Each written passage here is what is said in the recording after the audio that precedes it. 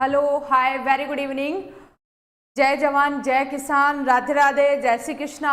मैं प्रियंका कमावत royal institute के ऑनलाइन प्लेटफॉर्म पर आप सभी का हार्दिक स्वागत अभिनंदन करती हूँ। आज अपन पढ़ने से पहले जो है वो रोज डेली होने वाला स्कॉलरशिप टेस्ट है, उससे रिलेटेड कुछ डिस्कस कर लेते हैं। उसके अंदर आने वाले जो टॉपर स्टूडेंट्स हैं उनके टॉप 10 स्टूडेंट्स के नाम मैं आपको बता देती हूँ कि कौन कौन बच्चे टॉपर हैं। तो उसके अंदर सबसे पहले अपन बात करते हैं कुलदीप सिंह राठौड़। फर्स्ट रैंकर है कुलदीप सिंह राठौड़, उसके 75 मार्क्स आए हैं टोटल 80 में से। कुलदीप सिंह राठौड़ को बहुत बहुत बधाई, कॉन्ग्रेचुलेशन हम पूरे रॉयल परिवार की तरफ से और सभी विद्यार्थियों की तरफ से कुलदीप सिंह को बहुत बहुत बधाई, जिनको ये कोर्स है वो फ्री में मिलने वाला है। नेक्स्ट अपन बात करते हैं, सेकंड रैंक पर आता है राहुल मीना, थर्ड आता है सुखाराम गुज्जर, फोर्थ रैंक पर आता है पिंटू कुमावत, फिफ्थ रैंक पर आती है परमिला साहू, इसके बाद में सिक्स्थ रैंक पर छुट्टन लाल मीना है, 7 नंबर पर कार्तिक गोस्वामी है, 8th नंबर पर सियाराम मीना है। इसके अलावा अपन बात करते हैं 9 नंबर पर रामविलास गुज्जर है और 10 नंबर पर सोनू सुमन है, जो 70 नंबर पर 10 नंबर पे आ रही है। 70 मार्क्स आए हैं उसके और 10वीं रैंक उसके आई है। तो ये अपना आज का रिजल्ट है, आज सुबह का रिजल्ट है। Very good evening Priyanka Phadoda, hello Ranveer, Congress. Priyanka Vikram ma'am, थोड़ा टेस्ट के बारे में बताएं। टेस्ट है वो संडे को, सॉरी रोजाना डेली जो है वो सुबह 6 बजे टेस्ट शुरू होता है और 6:05 तक होता है। ओनली 5 मिनट का टेस्ट होता है जिसके अंदर 20 क्वेश्चन आते हैं। क्या ये जो टेस्ट है वो रॉयल इंस्टीट्यूट का जो ऐप है उसको प्ले स्टोर से डाउनलोड कर लेना है। अगर आपने अभी तक डाउनलोड नहीं किया है तो उसके ऊपर ये टेस्ट होता है और उसके ऊपर जो है वो आपकी सिलेबस भी दिया हुआ है कि कौन सा टेस्ट में सिलेबस क्या आने वाला है, आगे आने वाले क्या टेस्ट सिलेबस रहेगा, सारी चीज़ें उसमें दी हुई है। उसके अलावा जो है उसके अंदर 6 बजे ये टेस्ट शुरू होता है तो 5 मिनट आपको इस टेस्ट के लिए देना है। और इसके अंदर आने वाला जो फर्स्ट रैंकर स्टूडेंट है उसको क्या मिलता है, 100% स्कॉलरशिप मिलती है। उसको एक कोर्स फ्री में दिया जाता है। उसको कोई भी कोर्स चाहिए, चाहे पीजी का कोर्स हो, चाहे सुपरवाइजर का कोर्स हो, चाहे जेट का कोर्स हो, आईसीआर का हो, बीएचयू का हो, सभी तरह के 11th 12th हो, सभी तरह के कोर्स में से कोई एक कोर्स उसको फ्री में दिया जाता है। रॉयल संस्थान के द्वारा डेली ये जो है वो स्कॉलरशिप टेस्ट आयोजित किया जा रहा है। तो जो बच्चे इंटरेस्टेड हैं वो इसके अंदर पार्टिसिपेट कर सकते हैं और अपना ये कोर्स है उस ऑफर को पा सकते हैं। तो ये अपना जो है वो ऑफर की जानकारी है, स्कॉलरशिप टेस्ट की जानकारी है छोटी सी। पिंटू कुमावत, हेलो राकेश। सिलेबस कहाँ देखें? सिलेबस रॉयल इंस्टीट्यूट का जो प्ले स्टोर से आपने जो डाउनलोड किया है ऐप, उसी पे आपको मिल जाएगा। आप देखना, उसके अंदर मिल जाएगा। समझ जिसको नहीं आ रहा है वो जो कांटेक्ट नंबर है रॉयल इंस्टीट्यूट के द्वारा दिए गए उन पे आप कांटेक्ट करें। ये जो नंबर पे है इन पे आप कांटेक्ट करना तो आपको पूरी जानकारी मिल जाएगी। अब अपन बात करते हैं अपना टेस्ट। प्रेमाराम, आप खोल के देखना बच्चों, सारी चीज़ समझ में आएगी इजीली। नहीं समझ में आए तो जो कांटेक्ट नंबर हैं उन पे आप कांटेक्ट करना, आसानी से आपको समझ में आ जाएगा। हाँ, अब अपन बात करते हैं नेक्स्ट जो आज का अपना टॉपिक है उससे रिलेटेड अपन स्टार्ट करते हैं अपने टॉपिक को। आज अपन पढ़ने वाले हैं दूध के बारे में। मिल्क क्या होता है, मिल्क एंड मिल्क प्रोडक्ट्स कैसे कैसे होते हैं, इनके बारे में आज अपन डिस्कस करेंगे। तो सबसे पहले मिल्क प्रोडक्ट पढ़ने से पहले अपन ये देखेंगे कि दूध कैसे बनकर किससे मिलकर बना हुआ होता है, कैसा सीक्रेशन होता है, किससे प्राप्त होता है। तो इसके बारे में अपन देखने वाले हैं, किसको कहते हैं। तो आइए चलिए अपन स्टार्ट करते हैं। बाड़मेर से Ganpat Ram, very good evening. Ma'am test का ऑप्शन नहीं मिल रहा है। बच्चों देखना, मिल जाएगा, आप लोग एक बार चेक करना। नहीं मिले तो आप कांटेक्ट कर लेना, ये जो नंबर दिए हुए हैं आपके इसी पे आप कांटेक्ट करना। आजमगढ़ की धरती से प्रणाम, वेरी गुड इवनिंग। कौन सी बुक से पढ़े? मैं जो पढ़ा रही हूँ उतना सफिशियंट है आप लोगों के लिए, किसी अदर बुक में पढ़ने की जरूरत नहीं है आपको। बनवारी लाल है, नीरज है, ट्विंकल है, योगेश, वेरी गुड इवनिंग। चलिए अब अपन स्टार्ट करते हैं। हनुमानगढ़ से गुड इवनिंग, उत्तर प्रदेश से गुड इवनिंग, अलवर से, अजमेर से, सभी जगह से वेरी गुड इवनिंग आप सभी लोगों को। अब अपन अपना कोर्स जो आज का टॉपिक है उसको स्टार्ट, एक नया टॉपिक है, ब्रीड्स अपनी कंप्लीट हो चुकी हैं। इस दूध को स्टार्ट करने से पहले आप सभी जो है इस वीडियो को ज़्यादा से ज़्यादा लाइक कीजिए, शेयर कीजिए, ताकि ज़्यादा से ज़्यादा बच्चे हैं वो इसको देख सकें। फटाफट से इसको लाइक कर दीजिए बच्चों। हाँ, फिर अपन अपनी क्लास को स्टार्ट करते हैं। देखो आपके लाइक तो 100 ही आ रहे हैं जबकि आप 300 बच्चे जुड़े हुए हैं, तो जल्दी से लाइक कर दीजिए। अगर आपको अच्छा लग रहा हो, आप इस क्लास को अटेंड कर रहे हैं, तो आप जल्दी से जल्दी ज़्यादा से ज़्यादा इसको लाइक कीजिए, शेयर कीजिए, ताकि मैं और ज़्यादा जोश के साथ और अच्छे तरीके से आप लोगों को पढ़ा सकूँ। Very good evening Thakur Prince, Deendayal, वीमा, दीपेश, उत्कर्ष, फटाफट से जल्दी से लाइक कर दो। विकास, शंकर, मनोज, श्याम, एग्रीकल्चर, रौनक, वेरी गुड इवनिंग। सुरजीत, चलिए हाँ अपन देखते हैं, लाइक बढ़ नहीं रहे हैं, जल्दी कीजिए लाइक, फटाफट से कर दीजिए बच्चों। चलिए अब अपन स्टार्ट करते हैं अपना जो टॉपिक है उसके बारे में। तो स्टार्ट करने से पहले, टॉपिक को स्टार्ट करने से पहले अपन देखते हैं जो अपना पॉइंट है, जो अपना नाम है दूध, ये क्या नाम है, इसकी क्या डेफिनेशन है, किसको कहा जाता है, क्या इसका कंपोजिशन है, इसके बारे में अपन पढ़ते हैं। तो ये क्या होता है, एक या एक से अधिक अच्छी तरह स्वस्थ और रक्षित पशु के अयन का स्वच्छ एवं ताजा लैक्टियल स्राव होता है, जो कि पशु के ब्याने के पश्चात प्राप्त किया जाता है। अपने बच्चे के पोषण के लिए ये सिक्रेशन होता है, इसी को क्या कहा जाता है, दूध कहा जाता है। ये सभी स्तनधारी पशुओं के अंदर या फिर सभी स्तनधारी प्राणियों के अंदर पाया जाता है, अपने बच्चे के पोषण के लिए सिक्रेशन होता है। अब जो गाय है वो ऐसा नहीं है कि अपने लिए जो है वो दूध देती है, वो अपने बच्चे के पोषण के लिए दूध देती है, लेकिन अपन उसका यूज़ करते हैं अपनी आवश्यकता के अनुसार, तो उसको अपन क्या कहते हैं, दूध कहते हैं। तो अलग अलग वे में उसकी अलग अलग डेफिनेशन आती है, जैसे केमिकल डेफिनेशन है, इसके अलावा बायोलॉजिकल डेफिनेशन है, कमर्शियल डेफिनेशन है, तो अलग अलग तरीके से आती है। लेकिन एक अपन कॉमन डेफिनेशन पढ़ेंगे जिसके अंदर सारी तरह की चीज़ें हैं वो इसमें आ जाएंगी। हाँ, अब अपन स्टार्ट करते हैं। तो चलिए लिखिए इसके बारे में, एक या एक से अधिक डेफिनेशन लिखिए। एक या एक से अधिक अच्छी तरह, एक या एक से अधिक अच्छी तरह स्वस्थ व रक्षित पशु के, ऐसा नहीं है स्वस्थ पशु होना चाहिए, ऐसा नहीं हो बीमार पशु और उसका दूध निकाल लिया जाए तो वो दूध नहीं कहलाएगा, उसके अंदर कई तरह की इम्प्योरिटीज आती हैं, तो अपन उसको शुद्ध दूध नहीं कह सकते हैं।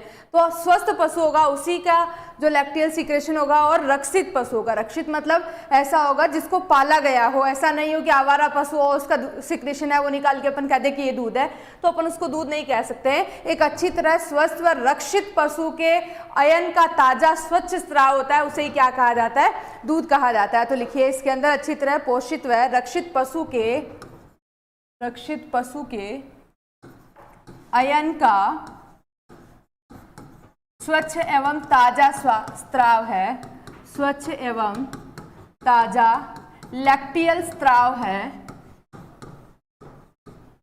लैक्टियल स्राव है, जिसमें पशु ब्याने के 5 से 7 दिन तथा पशु ब्याने के 5 से 7 दिन तक के स्राव को सम्मिलित नहीं किया जाता है, सम्मिलित नहीं किया जाता है, इसी को क्या कहते हैं, दूध कहते हैं। तो लिख लीजिए इसकी सिंपल से डेफिनेशन है, पशु के अयन से स्वच्छ एवं ताजा लैक्टियल स्राव क्या कहलाता है, इसी को क्या कहते हैं, दूध कहते हैं, जिसके अंदर क्या क्या कंपोजिशन होता है, किससे मिलकर बना होता है, ये सारी चीजें आज अपन इसके बारे में डिस्कस करेंगे।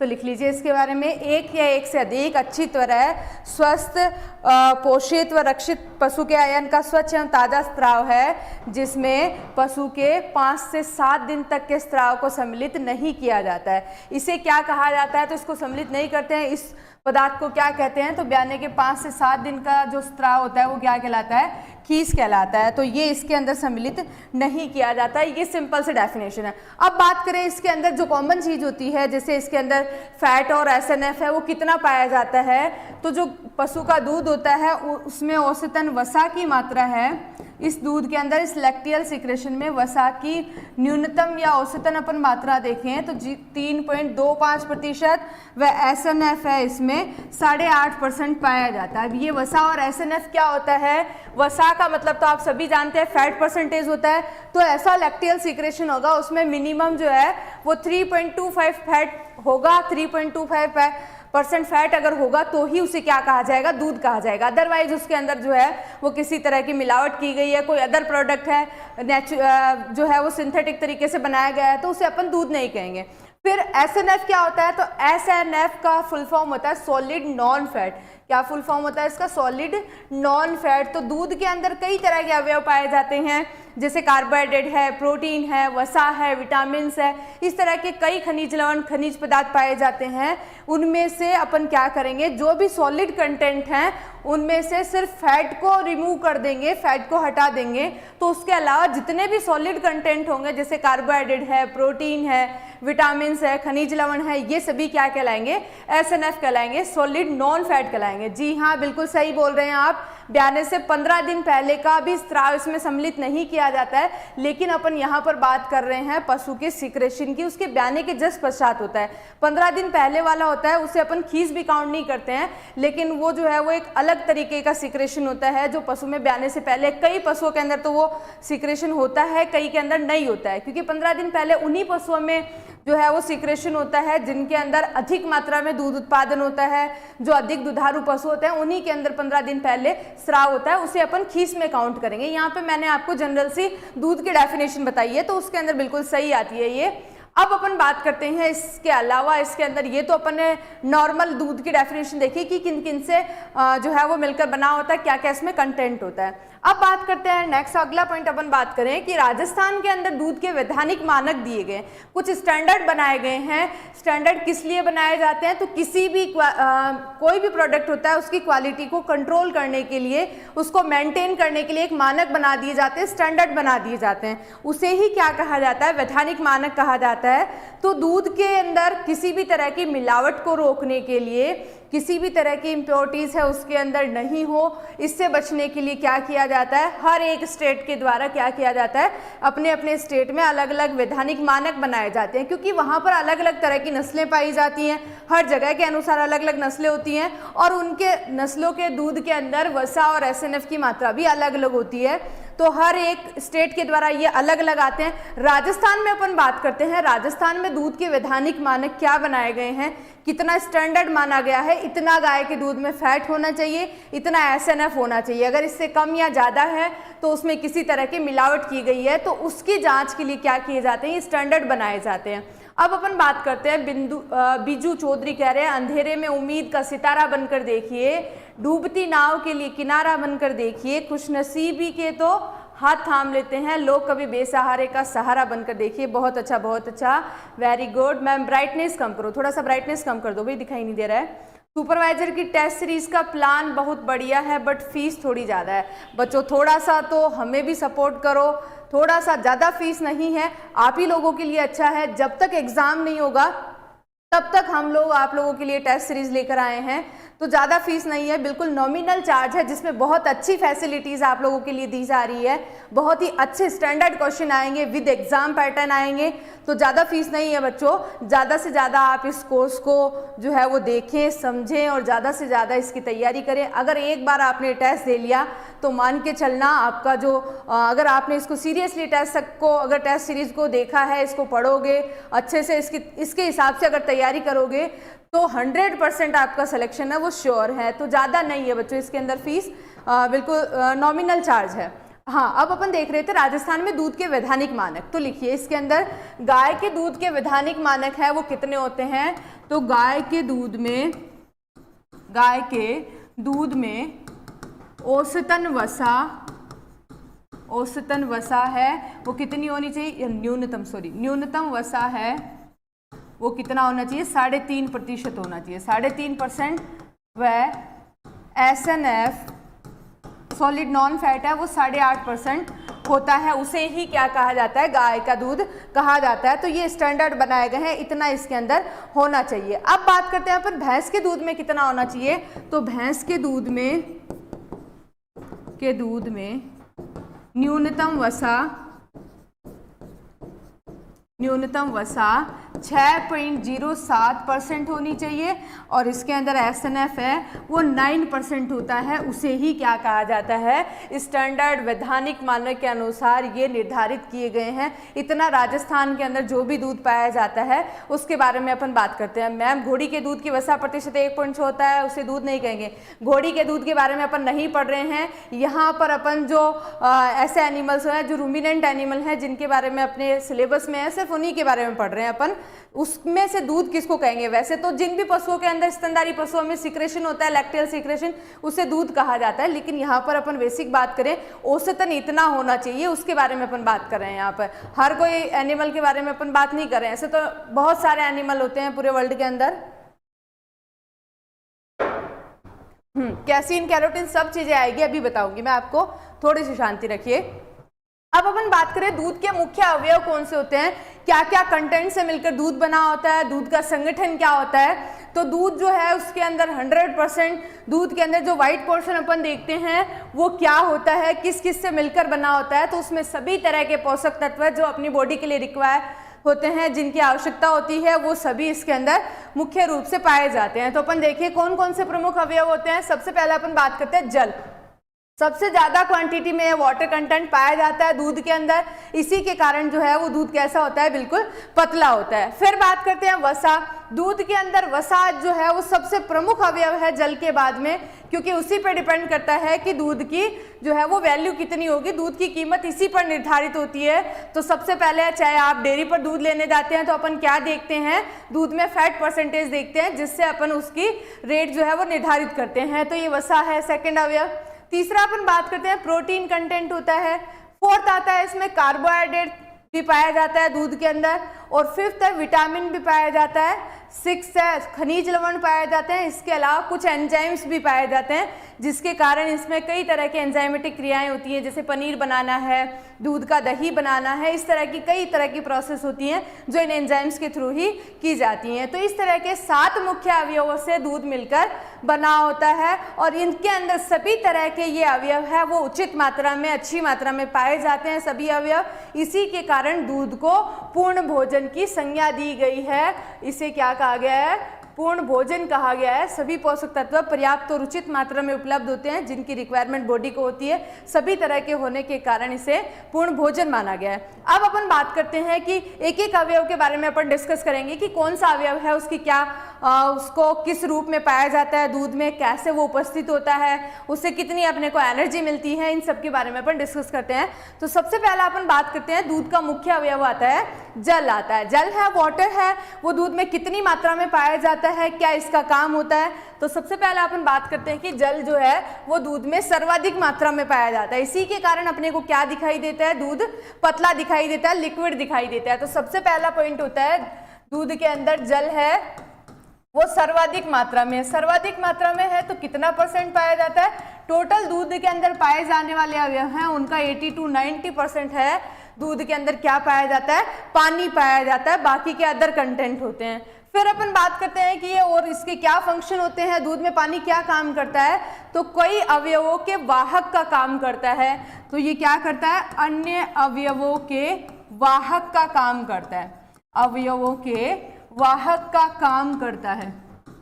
वाहक का काम करने का मतलब होता है इसके अंदर ये क्या करता है, कई तरह के अवयव होते हैं जो जल में घुलनशील होते हैं, उनको क्या करता है ये पानी में घोल कर रखता है, जिससे दूध में वो उपस्थित होते हैं। जैसे कुछ विटामिन होते हैं, विटामिन 2 तरीके के होते हैं, एक तो जल विलेय विटामिन होते हैं, एक वसा विलेय विटामिन होते हैं। तो जल के अंदर जो जल विलेय विटामिन होते हैं वो जल में घुलनशील होते हैं, जो उनको घोले हुए रहता है। जैसे विटामिन बी एंड सी होते हैं वो जल में घुलनशील होते हैं। तो सी तो अनुपस्थित होता है, विटामिन बी और बी के जितने भी कॉम्प्लेक्स हैं वो सभी इसमें घुलनशील होते हैं, तो वाहक का काम हो गया। इसके अलावा कार्बोहाइड्रेट है, वो भी क्या होता है, इसके अंदर कार्बोहाइड्रेट भी क्या काम करता है, इसके अंदर घुला हुआ रहता है, वो भी विलयन रूप में पाया जाता है। इसी के कारण इसे को क्या कहा गया है, अन्य अवयवों के वाहक का काम करता है। इसी तरीके से खनिज लवण भी जल में घुलनशील होते हैं। सभी तरह के पदार्थ वसा विलेय नहीं होते हैं, बहुत सारे पदार्थ हैं वो जल में विलेय होते हैं। इसी के कारण दूध का रंग अपने को सफेद दिखाई देता है, क्योंकि कई तरह के जो न्यूट्रिएंट्स होते हैं वो इसमें घुलनशील होते हैं।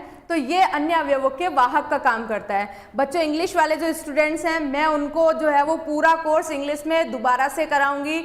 तो अभी जो लिखाया जा रहा है, कुछ चीज़ें जो है वो इम्पॉर्टेंट है वो मैं आपको इंग्लिश में बोलकर बता रही हूँ। इसके अलावा अदर चीज़ें जो है वो पूरा इंग्लिश टू इंग्लिश वो आपको अलग से मैं पढ़ाऊंगी। तो ज़्यादा चिंता नहीं करनी है, जितना समझ में आ रहा है उतना आप समझ लीजिए। वैसे ज़्यादा कोई विशेष नहीं है, इसके अंदर सारी चीज़ें आपको समझ में आ जाएंगी। राम राम भाई, राम राम। अब अपन बात करते हैं सेकंड जो पार्ट आता है वो आता है वसा। वसा किस तरीके का अवयव है, किस रूप में पाया जाता है, इसकी क्या कैरेक्टर होती है, इनके बारे में अपन पढ़ते हैं। तो देखिए सबसे पहला बात करें वसा जो है वो किस रूप में उपस्थित होती है, तो किस रूप में उपस्थित होती है? वसा है वो दूध में निलंबन रूप में पाई जाती है। किस रूप में पाई जाती है? निलंबन, या जो है वो गोलिका रूप में पाई जाती है। निलंबन को क्या कहा जाता है? निलंबन को इमल्सन कहते हैं। निलंबन को इमल्सन कहा जाता है इंग्लिश में, और गोलिका रूप को सस्पेंशन कहा जाता है। तो इस रूप सस्पेंशन रूप में ये पाई जाती है। तो वसा का रूप पूछा जाता है कई बार एग्जाम में, कई बार बच्चे कंफ्यूज होते हैं कि इसके अंदर जो है वो किस फॉर्म में प्रेजेंट होती है, किस रूप में उपस्थित होती है। निलंबन है उसको इंग्लिश में इमल्सन कहते हैं, गोलिका रूप है उसे इंग्लिश में सस्पेंशन कहते हैं। तो इमल्सन और सस्पेंशन रूप में पाया जाता है। दूसरा अपन बात करते हैं, ये पाया जाने का रूप देख लिया।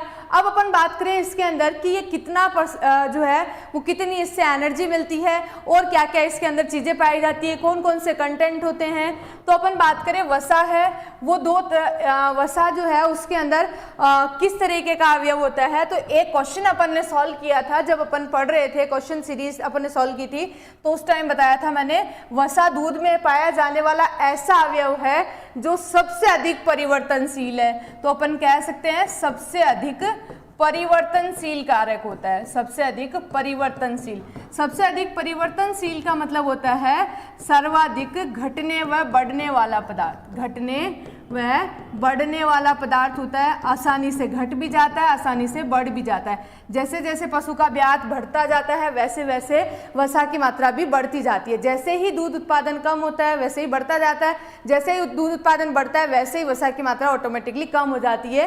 तो ये क्या होता है? सबसे अधिक परिवर्तनशील पदार्थ या परिवर्तनशील कारक माना जाता है। एग्जाम में क्वेश्चन पूछा जाता है सबसे कम परिवर्तनशील कारक कौन सा है? सबसे कम घटने व बढ़ने वाला अवयव वो लैक्टोज आता है। जबकि वसा है उसको किसी भी तरीके से आहार के अंदर कुछ ऐसे पदार्थ अपन खिलाएंगे, दाने वगैरह की मात्रा ज़्यादा खिलाएंगे, जिससे भी क्या होता है दूध में वसा की मात्रा इंक्रीज हो जाती है। तो इसी के कारण अपन कह सकते हैं कि वसा की मात्रा को चेंज किया जा सकता है, थोड़ा बहुत जो है उसमें वेरिएशन लाए जा सकते हैं। पशु के ब्यात की अवस्था पर भी वेरिएशन आ जाते हैं, इसके अलावा खिलाए जाने वाले आहार से भी वेरिएशन आ जाते हैं।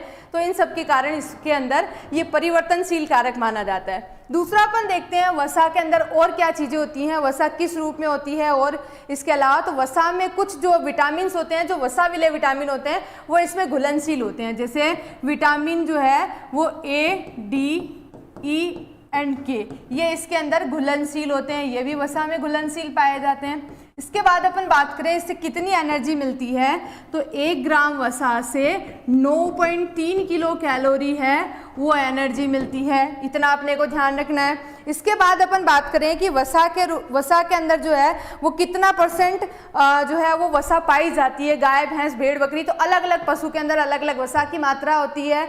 लेकिन अपन यहाँ पे बात करते हैं सबसे ज़्यादा है वो सबसे कम है वो मानव दूध में 3.7% वसा पाई जाती है। लेकिन वैसे अपन सारी चीज़ें कंपेयर करके देखेंगे तो लास्ट में टेबल फॉर्म में मैं सारी चीज़ें आपको बता दूंगी, तो आसानी से याद हो जाएगी। एक दूसरे से कंपेयर करके अपन इजीली याद रख सकते हैं। यहाँ पर अपन इतना ही याद रखेंगे, वसा के अंदर सबसे इंपॉर्टेंट कारक है निलंबन या गोलिका रूप में पाई जाती है, सबसे अधिक परिवर्तनशील कारक होता है। क्लियर?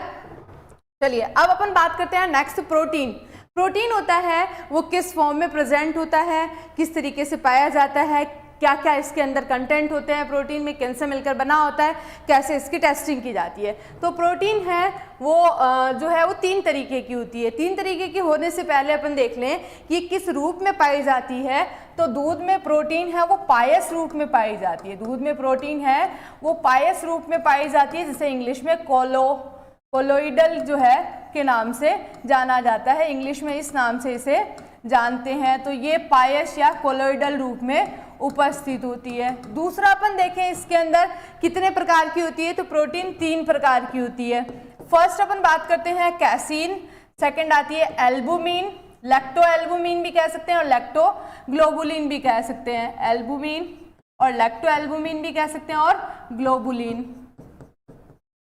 तो इस तरीके से इसके अंदर 3 प्रकार की प्रोटीन होती है।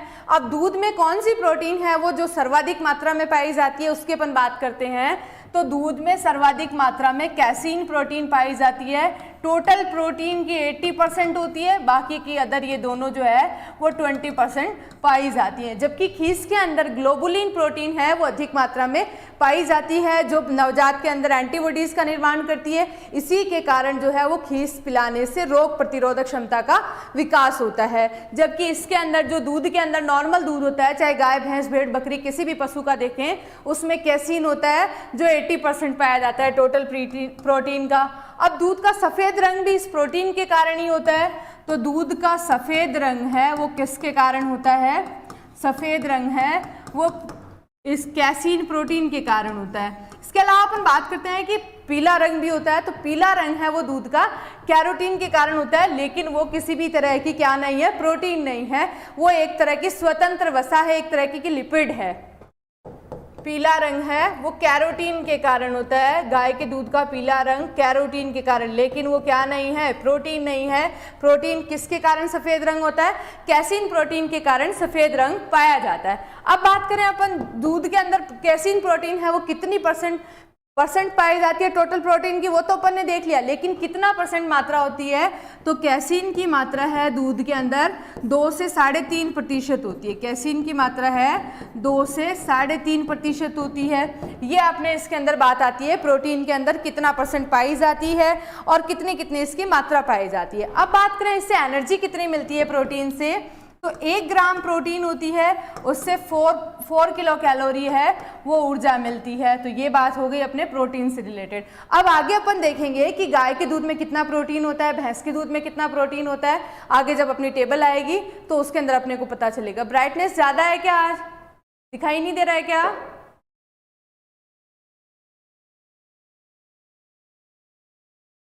थोड़ा सा और कम कर दो। हाँ, सही दिखाई दे रहा है बच्चों शायद। हाँ, चलिए अब अपन बात करते हैं नेक्स्ट। अगला जो कंटेंट आता है वो आता है कार्बोहाइड्रेट। कार्बोहाइड्रेट कंटेंट है उसके अंदर क्या क्या उसकी कैरेक्टर होती है, कार्बोहाइड्रेट किस रूप में प्रेजेंट होता है, कितनी इससे एनर्जी मिलती है, तो उसके बारे में बात करते हैं। तो कार्बोहाइड्रेट है वो किस रूप में प्रेजेंट होता है? दूध के अंदर घोल या विलयन रूप में पाया जाता है। किस रूप में पाया जाता है? घोल विलयन रूप में पाया जाता है। घोल या विलयन को अपन इंग्लिश में सॉल्यूशन कहते हैं। तो ये सॉल्यूशन रूप में उपस्थित होता है। तो सबसे पहला पॉइंट हो गया इसका पाया जाने का रूप।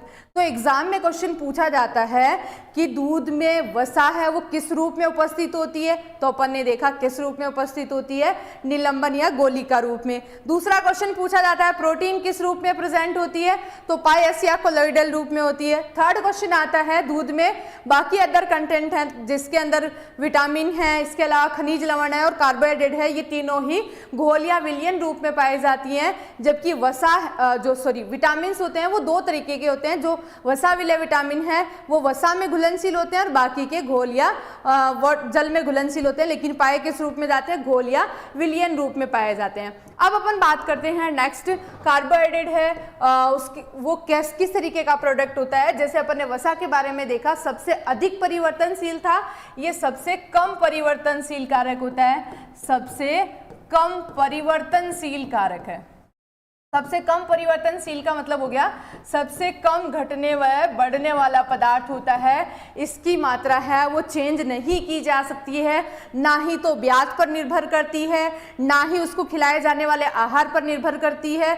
वो जो है वो इनमें से किसी भी इस पर निर्भर नहीं करती है। उसकी मात्रा को अपन कम या ज़्यादा नहीं कर सकते हैं। उसको नेचुरल जैसी ब्रीड है उसी के अनुसार उसमें लैक्टोज की मात्रा पाई जाती है। तो इसी कारण अपन क्या कह सकते हैं? सबसे कम घटने व बढ़ने वाला या सबसे कम परिवर्तनशील कारक। क्या ऐसा कभी होता है क्या गाय या भैंस को अपन अगर मीठा खिला देते हैं, गुड़ खिला देते हैं या गन्ने का चारा खिला देते हैं क्योंकि वो मीठा होता है, उसके कारण क्या दूसरे दिन मीठा दूध आने लग जाता है क्या? बिल्कुल नहीं आता है। उसके संगठन में कोई परिवर्तन नहीं होता है। ये सबसे कम परिवर्तनशील कारक माना जाता है। क्लास बच्चों 7:30 बजे शाम की 7:30 बजे क्लास स्टार्ट होती है अपनी अब अपन बात करें तो इसी कारण अपन क्या कह सकते हैं, सबसे कम परिवर्तनशील कारक। बहुत ही इंपॉर्टेंट पॉइंट है जो एग्जाम की दृष्टि से पूछा जा सकता है। अगला अपन बात करते हैं कार्बोहाइड्रेट के बारे में, और क्या चीज होती है। तो 1 ग्राम कार्बोहाइड्रेट है, उससे कितनी कैलोरी एनर्जी मिलती है, 4 किलो कैलोरी एनर्जी मिलती है। ये बात हो गई इसके एनर्जी से रिलेटेड। अब बात करें इसके अलावा और इसके अंदर क्या होता है, तो इसको जो कार्बोहाइड्रेट होता है उसके कारण क्या होता है, दूध का रंग दूध का स्वाद है वो मीठा होता है। तो इसके कारण दूध जो है वो मीठा होता है, या इसे लैक्टोज भी कहा जा सकता है। दूध मीठा होता है, इसी के कारण होता है, लैक्टोज के कारण। तो इस कार्बोहाइड्रेट को अपन क्या कह सकते हैं, इसे लैक्टोज या दुग्धम या दुग्ध शर्करा के नाम से भी जाना जाता है, या दुग्धम या दुग्ध शर्करा भी इसे कह सकते हैं, दुग्ध शर्करा। इसी के कारण क्या होता है, दूध मीठा होता है। तो ये जो है वो कारक होता है, इसके कारण दूध मीठा होता है। अब बात करते हैं ये कैसा होता है लैक्टोज। तो लैक्टोज जो है वो एक तरह का डाइसैकेराइड है। तो ये क्या है, एक लैक्टोज एक द्विशर्करीय है, लैक्टोज द्विशर्करीय है। और ये किस किस से मिलकर बना होता है, शर्करीय है जो ग्लूकोज प्लस गैलेक्टोज से मिलकर बना होता है, ग्लूकोज व गैलेक्टोज से मिलकर बना होता है, उसे क्या कहा जाता है, लैक्टोज कहा जाता है। इन 2 अवयवों से मिलकर बना होता है। ये बात हो गई लैक्टोज के बारे में। तो सिंपल सा पॉइंट है जो एग्जाम में पूछा जा सकता है कि दूध में सबसे कम परिवर्तनशील कारक कौन सा है, दूध का स्वाद मीठा किसके कारण होता है, दूध का रंग सफेद किसके कारण होता है, दूध का रंग है वो येलो किसके कारण होता है। तो इस तरीके के जनरल क्वेश्चन है जो अधिकतर एग्जाम में पूछे जाते हैं। ज़्यादा बच्चों डीपली नहीं जाकर 2-3 क्वेश्चन इस टॉपिक में से आते हैं, जिसमें से एक क्वेश्चन इन संगठन में से पूछा जाता है कि किससे मिलकर बना होता है दूध। ये 6 कारक हैं, मुख्य रूप से 6 प्रमुख कारक हैं। इनमें से कौन सा किस रूप में पाया जाता है, किससे कितनी एनर्जी मिलती है, किसके कारण सफ़ेद दूध का रंग, किसके कारण येलो होता है। इस तरह की सारी चीज़ें हैं वो इनमें पूछी जाती है। मैम दूध का हिमांक कितना होता है, जस्ट अभी अपन देखेंगे, वो भौतिक गुण के अंदर आता है। तो ये बात हो गई इनके कार्बोहाइड्रेट के बारे में। अब बात करते हैं नेक्स्ट अपन इनका कितना कितना % किस पशु के दूध में पाया जाता है, वो अपन देखेंगे आगे जब अपना टेबल आएगा, सारे एक साथ का देख लेंगे। अब बात करते हैं विटामिन्स की। विटामिन्स होते हैं वो किस तरह के पाए जाते हैं, तो सभी तरह के विटामिन्स हैं वो दूध में उपस्थित होते हैं। लेकिन उनमें से विटामिन ए है वो सर्वाधिक मात्रा में पाया जाता है। इतना याद रखें, विटामिन ए दूध और दूध के बने हुए जितने भी प्रोडक्ट हैं उनके अंदर अधिक मात्रा में पाया जाता है। कौन सा विटामिन दूध में अनुपस्थित होता है, तो विटामिन सी है दूध में अनुपस्थित होता है, बाकी सभी के विटामिन दूध में पाए जाते हैं। तो देखिए इसके अंदर लिखिए, दूध के अंदर जो विटामिन है उसमें लिखिए सर्वाधिक मात्रा में विटामिन ए, सर्वाधिक मात्रा में विटामिन ए पाया जाता है। इसके अलावा अन्य विटामिन है वो ए, डी, ई एंड के भी उपस्थित होते हैं। फिर पूछें कि कौन सा अनुपस्थित होता है, तो विटामिन सी है वो अनुपस्थित होता है। ये बात हो गई इनके विटामिन से संबंधित। तो नोट कर लीजिए इसको, कौन सा विटामिन अनुपस्थित होता है, कौन कौन से विटामिन पाए जाते हैं। इसके अलावा जो ये तो वसा विलय विटामिन थे जो इसके अंदर उपस्थित होते हैं, और इसके बाद अपन देखें जो जल विलय विटामिन होते हैं वो भी इसके अंदर पाए जाते हैं। जल विलय विटामिन है वो विटामिन बी कॉम्प्लेक्स एंड सी होते हैं, जिसमें से सी तो अनुपस्थित होता है। बी के जितने भी टाइप्स होते हैं जैसे B1 है, B6 है, ये सारे जो है इसके अंदर पाए जाते हैं। रामनिवास जाट मैम मेरी पहली क्लास है, बहुत अच्छा बच्चों, अगर आप साथ का साथ पढ़ते रहेंगे, साथ का साथ नोट्स बनाते रहेंगे तो आपको बहुत अच्छा लगेगा। सारी चीज़ें जो है वो आपकी क्लियर हो जाएंगी। पॉइंट टू पॉइंट अपन क्लास में पढ़ रहे हैं। अगर आपने पुराने वीडियोस नहीं देखे हैं तो पुराने वीडियोस भी एक बार देख लेना, ताकि लिंक बना रहे और नई चीज़ें जो है वो अपन पढ़ते रहें। तो ये अपने विटामिन हो गए। अब बात करते हैं खनिज लवण के बारे में। मैम दूध का ईमान कितना होता है, दूध का हिमांक देख रहे हैं अभी अपन, थोड़ा सा सब्र रखिए, एक एक करके पॉइंट टू पॉइंट अपन सब चीज पे आएंगे। ऐसा नहीं है कि कहीं से भी कोई पॉइंट उठा के लेके आ गए, सिस्टमेटिक तरीके से अपन पढ़ रहे हैं। और सिस्टमेटिक अगर अपन पढ़ते हैं तो अपने को ज़्यादा पढ़ने की आवश्यकता नहीं होती है, बहुत ही कम टाइम में कम जो है वो अपन पढ़कर अपन अच्छे से अपन क्वेश्चन पेपर को अटेंड कर सकते हैं। इसीलिए मैं आपको सिस्टमेटिक तरीके से नोट्स बनवा रही हूँ, सिस्टमेटिक तरीके से पढ़ा रही हूँ, ताकि जो चीज़ जहाँ पर है वहाँ पर अगर आप याद रखोगे तो ज़्यादा अच्छे से याद रहेगी। यहाँ पर मैं आपको पढ़ा तो जो है वो दूध के बारे में रही हूँ, लेकिन मैं बात करूँ यहाँ पर नस्लों की या बीमारियों की तो अपने कोई तुक नहीं बैठता है। तो जो चीज़ आपसे इससे रिलेटेड है उनको मैं सिस्टमेटिक तरीके से आपको नोट करवा रही हूँ। तो सब्र रखिए, थोड़ा सा साथ का साथ पढ़ते रहिए, बहुत अच्छा लगेगा, बहुत अच्छी चीज़ें हैं वो आपकी क्लियर हो जाएंगी। अब अपन बात करते हैं खनिज लवणों की। खनिज लवण है वो दूध में किस किस तरीके से पाए जाते हैं, कितने पाए जाते हैं। हाँ देखिए, दूध में जो खनिज लवण होते हैं उनकी मात्रा 1% से भी कम पाई जाती है। तो इनकी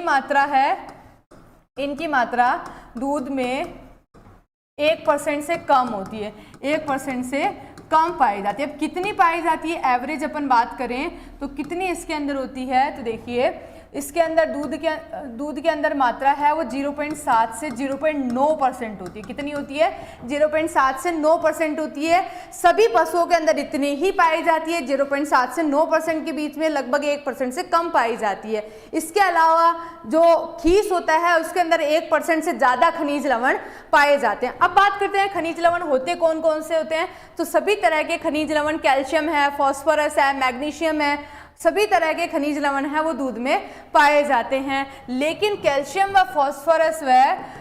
व फॉस्फोरस अधिक मात्रा में पाया जाता है, अधिक मात्रा में उपस्थित होता है। लेकिन कौन सा कम मात्रा में उपस्थित होता है, बात करें तो आयरन है, लोहा है, वो क्या होता है, नगण्य होता है, बहुत ही सूक्ष्म मात्रा में कह सकते हैं अपन, या नगण्य या अनुपस्थित होता है। ये क्वेश्चन कई बार एग्जाम में पूछा जाता है, जैट, ICR, BHU, यहाँ तक कि प्री PG सभी तरह के एग्जाम्स होते हैं, उनके अंदर ये क्वेश्चन पूछा जाता है।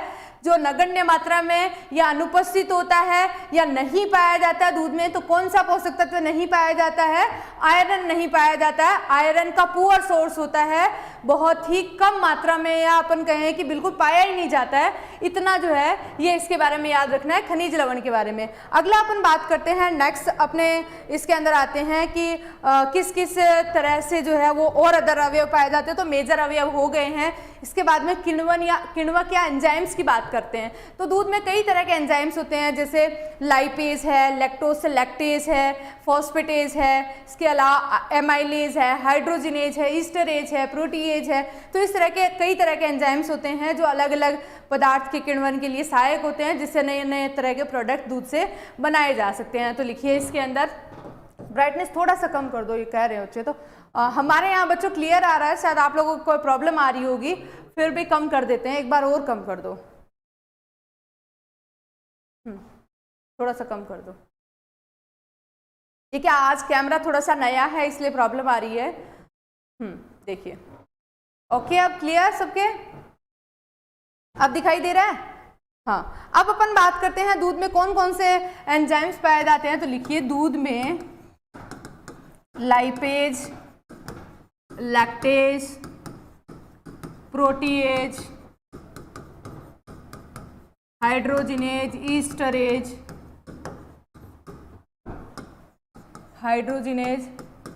आदि एंजाइम पाए जाते हैं, आदि एंजाइम्स पाए जाते हैं।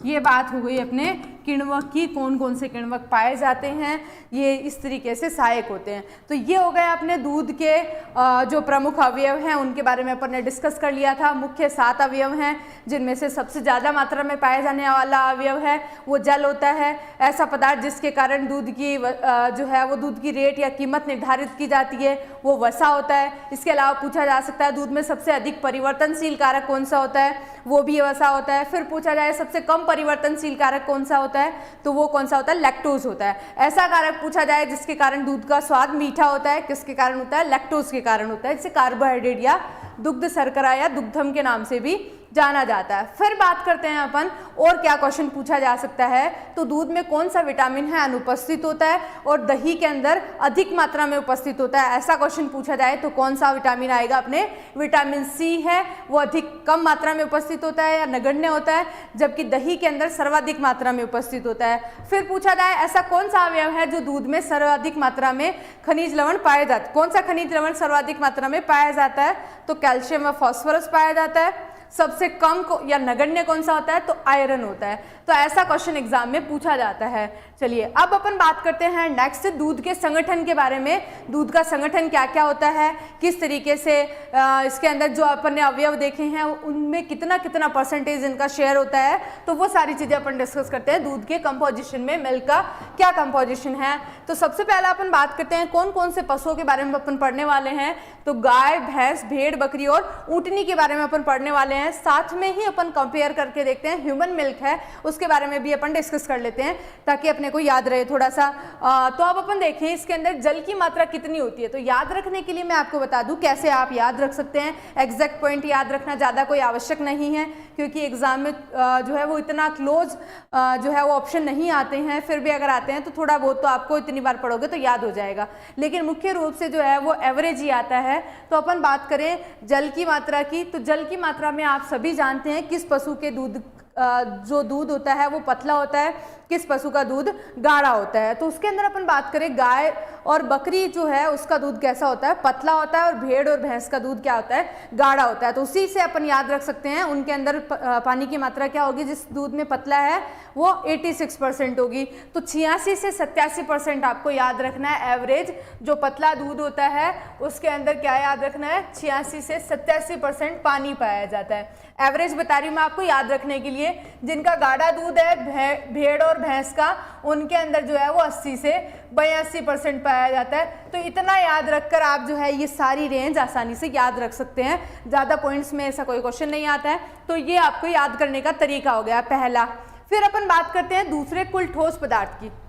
एक बार इनको छोड़ देते हैं, SNF को भी छोड़ देते हैं। अब डायरेक्ट अपन बात करते हैं वसा की। वसा को कैसे याद रखेंगे, तो जब आपको पानी की मात्रा पता है तो वसा भी ऑटोमेटिक याद हो जाएगी, क्योंकि जिसके अंदर पानी का कंटेंट कम होगा उसमें फैट ऑटोमेटिकली क्या हो जाएगी, इंक्रीज हो जाएगी। लेकिन जिसमें पानी की मात्रा ज़्यादा है उसमें फैट ऑटोमेटिकली कम हो जाएगी। इतना आपको पता है।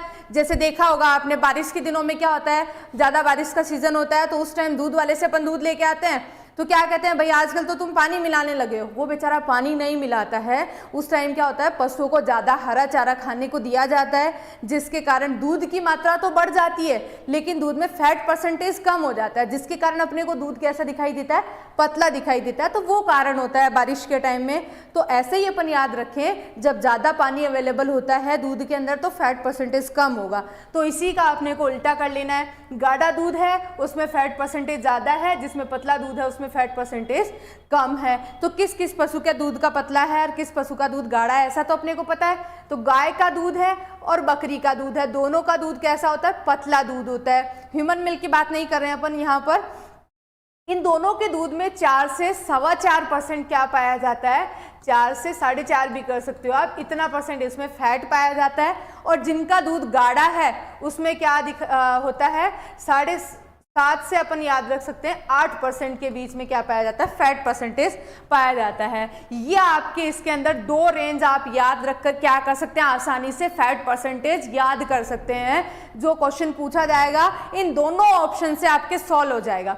फिर बात करें प्रोटीन की मात्रा। प्रोटीन कंटेंट कितना होता है, बहुत ही इंपॉर्टेंट क्वेश्चन है, एग्जाम में पूछा जाता है। प्रोटीन और कार्बोहाइड्रेट परसेंटेज कितना होता है, तो प्रोटीन कंटेंट है वो लगभग सभी पशु के दूध के अंदर 3 से 3.5% पाया जाता है, लेकिन सबसे ज्यादा भेड़ के दूध में पाया जाता है, 5.2% होता है। तो 2 ही रेंज याद रखनी है, सभी के अंदर 3.5% होगा, चाहे गाय हो, भैंस हो, इसके अलावा बकरी हो, चाहे ह्यूमन मिल्क हो, चाहे ऊँटनी का दूध हो, 3 से 3.5% ही होगा। तो सभी के अंदर देखो एवरेज इतना ही है, जबकि भेड़ के दूध में 5.2% है। तो 2 ही रेंज आपको याद रखनी है, एक तो ये याद रखें, दूसरी ये याद रखें, तो आपका आसानी से 2 रेंज में आपका ये क्लियर हो जाएगा।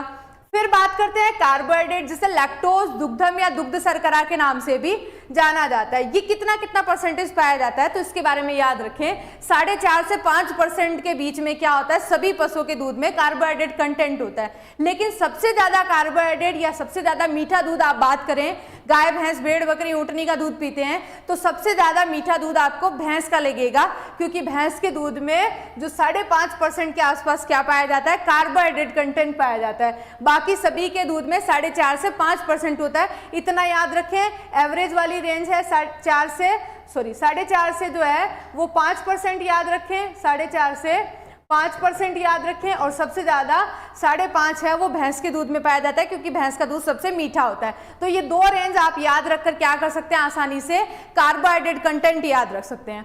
अगला अपन बात करते हैं खनिज पदार्थों की। खनिज पदार्थ के बारे में अपन पहले से ही पढ़ चुके हैं। 1% से कम पाए जाते हैं, 0.7 to 0.9 पाए जाते हैं।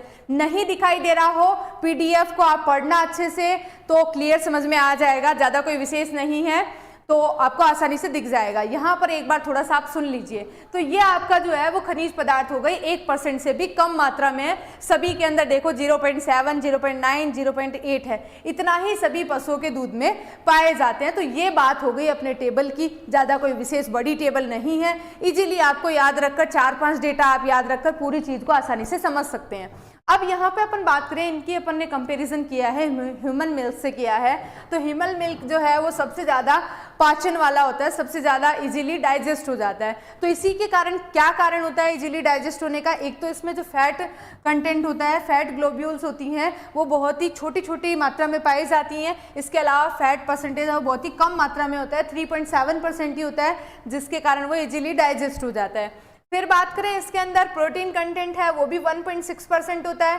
कार्बोहाइड्रेट है सबसे ज़्यादा मीठा होता है। अब सभी पशुओं के अंदर मान लो ऑप्शन के अंदर ह्यूमन भी आ जाए, ह्यूमन मिल्क भी आ जाए कि किसमें कार्बोहाइड्रेट कंटेंट ज़्यादा होता है, सबसे ज़्यादा मीठा दूध किसका होता है, तो किसका होता है, इस ह्यूमन मिल्क का 6.98% होता है, जो इसी के कारण सबसे ज़्यादा मीठा दूध होता है। बाकी की सारी चीज़ें जो हैं इन्हीं के जैसे ही हैं लगभग। अब अपन ने दो चीज़ें छोड़ दी थी, कुल ठोस और एसएनएफ। कुल ठोस के बारे में मैंने बताया कि पूरे तरह के ठोस पदार्थ जो भी होंगे वो सारों को जोड़ दोगे, जल को छोड़कर, जल को छोड़ देना है, बाकी की सारी चीजें जोड़ दोगे, वसा, प्रोटीन, कार्बोहाइड्रेट और खनिज पदार्थ, तो क्या आ जाएगा आपका निकलकर, कुल ठोस आ जाएगा। तो एवरेज चीज अपन ने याद रखी है, उनको जोड़ोगे तो इनके अंदर कुल ठोस की मात्रा आ जाएगी। सबसे ज्यादा ठोस पदार्थ भेड़ के दूध में पाए जाते हैं, इतना याद रख लेना है, बाकी का जोड़कर आसानी से निकाल सकते हैं। फिर उनमें से जो टोटल ठोस कंटेंट है उनमें से अगर वसा को अपन रिमूव कर देंगे तो क्या आ जाएगा, सॉलिड नॉन फैट आ जाएगा। मतलब फैट को छोड़कर जो भी सॉलिड कंटेंट है वो क्या कहलाएंगे, एसएनएफ कहलाएंगे। तो जितना टोटल है उसमें से वसा की मात्रा 4% निकाल दो, सभी पशुओं के दूध में 4, 4.5, सिर्फ भेड़ और भैंस के दूध में से आप क्या निकाल दो, 7 से 8% निकाल दो, तो बाकी का क्या निकल के आ जाएगा, आपका सॉलिड नॉन फैट निकल के आ जाएगा। मैम अविका नगर से राम राम, बहुत बहुत राम राम भागीरथ मीना। अब अपन बात करते हैं नेक्स्ट, अपना जो अगला पॉइंट आता है वो क्या आता है। तो ये अपन देखें, एक सेकेंड ना,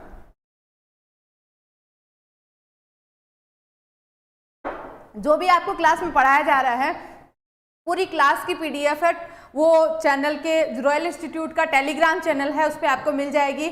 रॉयल इंस्टीट्यूट के टेलीग्राम चैनल का लिंक है वो आपके वीडियो के डिस्क्रिप्शन बॉक्स में दिया हुआ है, तो बच्चों वहां से जाके आप चेक कर सकते हैं। अब अपन बात करते हैं नेक्स्ट, अगला जो आता है, ये तो अपन ने कंटेंट देखा किन किन से मिलकर बना होता है। अब बात करें दूध के भौतिक गुण की, दूध के जो है क्या क्या भौतिक गुण पाए जाते हैं, क्या क्या कैरेक्टर्स होते हैं, जैसे दूध का पीएच है, अम्लता है वो कितनी होती है, हिमांक बिंदु कितना होता है, उबाल बिंदु क्या होता है, उसे क्या कहा जाता है, ये भौतिक गुण कहा जाता है। अब अपन देखते हैं फिजिकल प्रॉपर्टीज होती हैं ये। फर्स्ट अपन बात करते हैं दूध के अंदर अम्लता कितनी होती है, दूध की अम्लता कितनी होती है। तो दूध में जो है वो अम्लता कितनी होती है, 0.14 से 0.16 होती है। दूध में अम्लता है 0.14 से 0.16 होती है। आज अली सर की क्लास है वो अभी तो नहीं होगी, कल सुबह मॉर्निंग में होगी, 7:30 से सुबह मॉर्निंग में 7:30 से 8:30 बजे अली सर की क्लास होगी। हाँ, लिंक ओपन नहीं होता है, एक बार चेक करना बच्चों, अच्छे से चेक कर लेना, ओपन हो जाएगा। हाँ चलिए नेक्स्ट, अब अपन बात करते हैं नेक्स्ट, इसके अंदर अदर और क्या क्या इसके गुण पाए जाते हैं। तो दूसरा अपन देखते हैं लैक्टिक अम्ल की मात्रा कितनी होती है। लैक्टिक अम्ल है वो दूध के अंदर कितना पाया जाता है, 0.10% पाया जाता है। ये लैक्टिक अम्ल की मात्रा हो गई। इसके बाद अपन बात करें इसके अंदर और क्या क्या कंटेंट होते हैं और क्या क्या इसकी फिजिकल प्रॉपर्टीज होती है।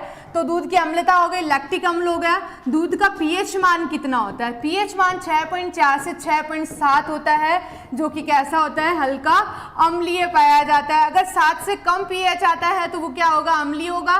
तो ये कैसा आ रहा है, 7 से कम आ रहा है। अगर 7 पीएच होता है किसी भी चीज का तो उसे उदासीन माना जाता है, और 7 से ज्यादा होता है तो वो क्षारीय होता है। ये जो पशु होते हैं उनके अंदर अम्लीय होता है, उनका दूध सिर्फ बकरी का दूध होता है, वो क्षारीय माना जाता है। ये बात हो गई इनके अम्लता से संबंधित। अब बात आता है, एक क्वेश्चन आता है एग्जाम में, सीधा सा नॉर्मल पीएच पूछा जाए तो ठीक है, एक पूछा जाता है ताजे दूध का पीएच कितना होता है।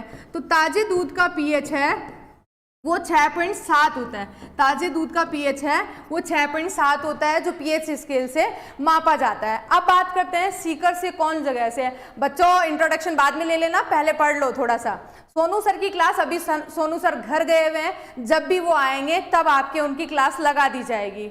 हाँ, अब अपन बात करते हैं नेक्स्ट, इसके अंदर और क्या इसके कैरेक्टर होते हैं, इसकी फिजिकल प्रॉपर्टीज क्या क्या होती है। तो दूध की विद्युत संचालकता देखते हैं। दूध की विद्युत संचालकता है वो कितनी होती है, तो विद्युत संचालकता 0.0 संचालकता जो है वो 0.005 मोहोज होती है।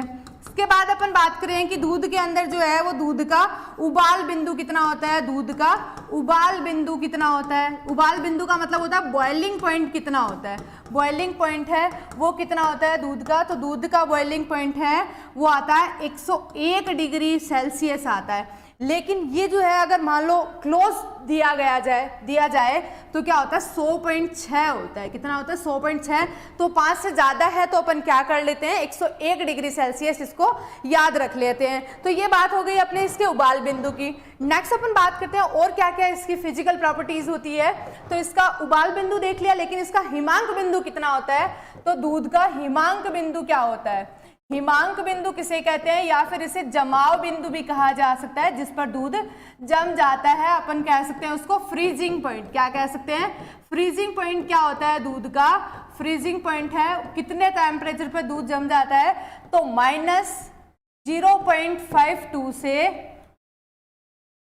-0.56 डिग्री सेल्सियस होता है दूध का जमाव या हिमांक बिंदु। इतना दूध का जमाव या हिमांक बिंदु पाया जाता है। अब बात करते हैं दूध के अपवर्तनांक की। दूध का अपवर्तनांक है वो कितना होता है,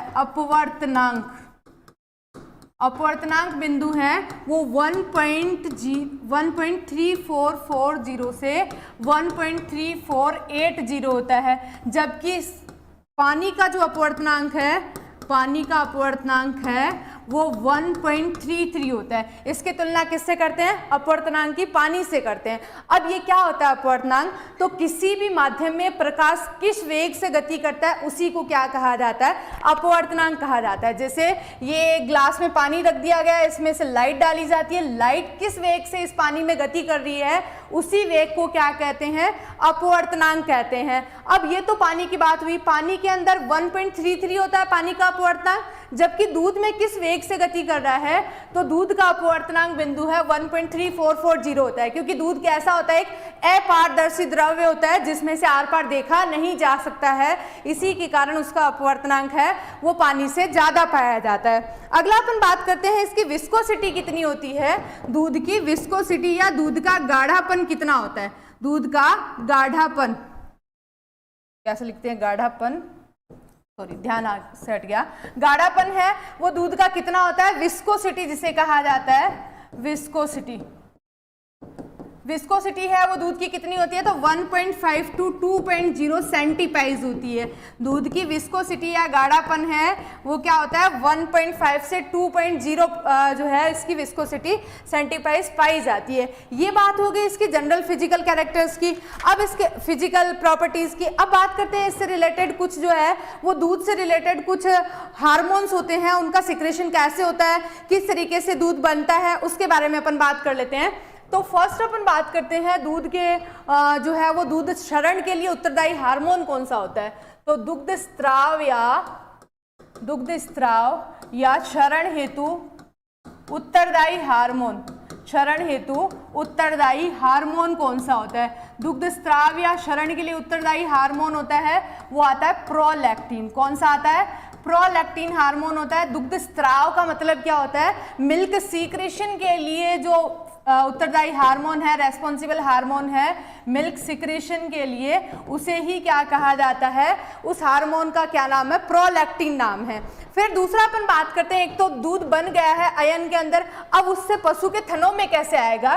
तो दूध पावसने या उतारने हेतु, दूध पावसने या उतारने हेतु उत्तरदायी हार्मोन, पावसने या उतारने हेतु उत्तरदायी हार्मोन कौन सा होता है? तो ये कौन सा होता है? सभी नाम जानते हैं इसके बारे में। गांव में जब गाय या भैंस दूध नहीं देती है तो किसका इंजेक्शन लगाया जाता है? ऑक्सीटोसिन का इंजेक्शन लगाया जाता है। वेरी गुड, बहुत अच्छा, सभी जो है वो जानते हैं इसके बारे में, तो क्वेश्चन गलत नहीं होना चाहिए। बहुत ही अच्छा क्वेश्चन है। दूध उतारने या पावसने का मतलब होता है मिल्क लेट डाउन। क्या कहते हैं इसको? मिल्क लेट डाउन कहा जाता है। बच्चों इंग्लिश में याद रखोगे तो ज्यादा इजीली याद हो जाएगा, क्योंकि थोड़े डिफरेंट वर्ड है। जबकि उतारना, पावसना, स्त्राव, क्षरण एक तरह से अपने को कंफ्यूज हो जाते हैं, इसके कारण अपने इसको ध्यान रखना है कि इंग्लिश वर्ड क्या है इसका। फिर अपन बात करते हैं इसके अंदर जो है वो दूध, कई बार पशु जो है वो अयन से थनों में, थन से अयन में चढ़ा जाता है, उसे क्या कहा जाता है? तो दूध चढ़ाने हेतु, दूध चढ़ाने हेतु, चढ़ाने को अपन कह सकते हैं कि रोक कर रखने हेतु, रोक कर, अयन में रोक कर रखने हेतु, बात बता देती हूँ, अयन में रोक कर रखने हेतु, अयन किसको कहते हैं? अडर को कहा जाता है। रोक कर रखने हेतु उत्तरदायी हार्मोन, हेतु उत्तरदायी हार्मोन कौन सा होता है? तो इसके लिए जो उत्तरदायी हार्मोन होता है, उत्तरदायी हार्मोन वो होता है एड्रीनलिन, वो होता है एड्रीनलिन। एड्रीनल का स्त्राव है वो एड्रीनल ग्लैंड से अधिवृक ग्रंथि से होता है, ये एड्रीनलिन होता है। दूध को अयन में रोक कर रखने या चढ़ाने को अपन क्या कह सकते हैं? होल्ड ऑन, होल्ड रखने के लिए जो उत्तरदायी हार्मोन होता है अडर के अंदर, उसे क्या कहा जाता है? एड्रीनलिन कहा जाता है। तो 3 पॉइंट है, बहुत ही इंपॉर्टेंट है, एग्जाम में कई बार क्वेश्चन पूछे जाते हैं। दूध स्त्राव या क्षरण हेतु उत्तरदायी हार्मोन है या सीक्रेशन कह सकते हैं, प्रोलैक्टिन है। दूध को उतारने या पावसने के लिए पशु के अंदर दूध बनना एक निरंतर प्रोसेस होती है, जो पशु अपने बच्चे के पोषण के लिए जो है लैक्टियल स्त्राव होता है वो सभी पशुओं के अंदर पाया जाता है। जब पशु बैठता है वैसे ही ये कंटिन्यूअस प्रोसेस होती है, लेकिन उसके लिए जो उत्तरदायी हार्मोन होता है उसका नाम क्या होता है? प्रोलैक्टिन होता है। अब दूध बन तो रहा है, लेकिन कई बार पशु क्या होते हैं? अयन में रोक कर रख लेते हैं, तो उस रोक कर रखने के लिए उत्तरदायी हार्मोन है वो एड्रीनलिन है, और उसको अयन से थनों में वापस लाने के लिए जो है वो कौन सा हार्मोन उत्तरदायी है? उसका नाम आता है ऑक्सीटोसिन। ऑक्सीटोसिन का स्त्राव जो है वो 5 से 7 मिनट तक रहता है। ऑक्सीटोसिन का स्त्राव है वो 5 से 7 मिनट तक रहता है। ऑक्सीटोसिन का स्त्राव 5 से 7 मिनट तक रहता है। कितने मिनट तक? 5 से 7 मिनट तक। इसी के कारण कहते हैं कि दूध निकालने में कितना टाइम लगाना चाहिए? 5 से 7 मिनट तक का ही समय लगाना चाहिए। अगर ज़्यादा टाइम लगाते हैं तो इस ऑक्सीटोसिन का प्रभाव है वो कम हो जाता है, जिसके कारण क्या होता है? पशु जो है वो अयन में वापस से दूध को चढ़ा जाता है, एड्रीनलिन का सिक्रेशन है वो बढ़ जाता है। इसीलिए ध्यान रखना है कि पशु का दूध 5 से 7 मिनट में कर लेना चाहिए। इसकी मिल्किंग है वो 5 से 7 मिनट में पूरी हो जानी चाहिए।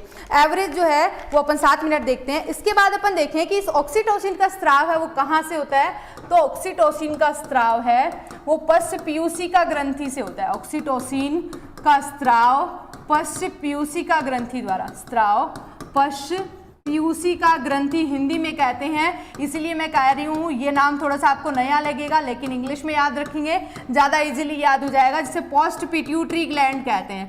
Post pituitary gland,